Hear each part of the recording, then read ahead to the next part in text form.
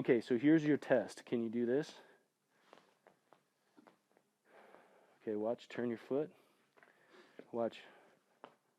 See how I'm turning my feet?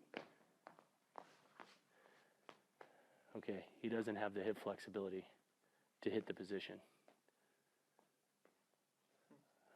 Does that make sense? Mm-hmm. So that's part of the problem.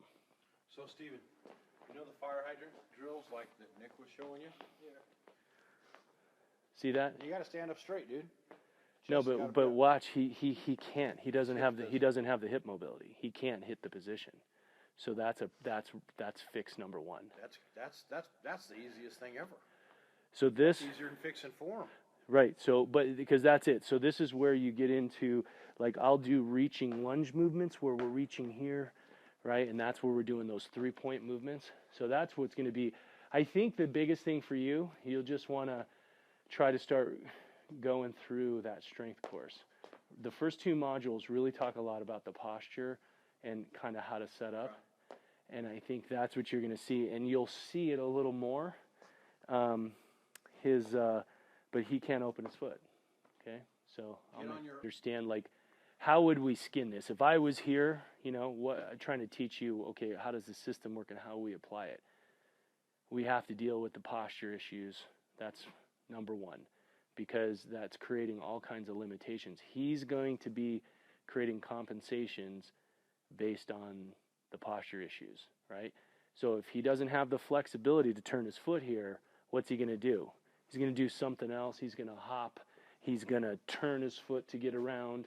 He's going to do all sorts of compensatory patterning, and then that's not going to help him develop these nice, pretty long technique because his flexibility is limiting that. So his body's going to figure out the reaction. The one thing I always talk about is the hot stove analogy, right? Which is, if you touch a hot stove, your body will react before you have an opportunity to truly burn yourself badly. And that's what happens when you're doing athletic movement. If things are out of position, your body has a reaction. So the body's either set up in a way to react optimally, or it's set up in a way that it's going to inhibit the optimal response. And right now, the back and this hip is creating 2 issues, and that's why he's so rotational, right? Because everything's here versus everything big and opened.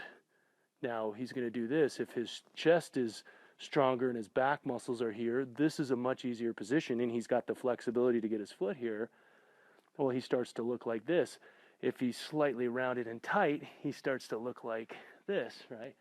And that's the biggest thing. So that's rule number 1. Address that. The weight training is going to be working around that. And that's why I think, you know, he's, like you said, he's made a lot of really good improvement, but it's still getting in his way. So what are we seeing? Movement's a lot better, a lot closer. But when he gets, you know, where you saw it in the shot is when we need to be, you know, being able to set here and getting this hip in the right position to create load because the hammies, but he's starting a little bit rounded, and this is kind of his low back position. So when he goes down, that's automatically pushing his butt back. If I can pull my pelvis to a neutral position, you see how that's pulling everything in? So now when I get over and coil, I'm automatically have my butt under me. His butt sticks out. Yep. So now when he goes to glide, his butt really sticks out.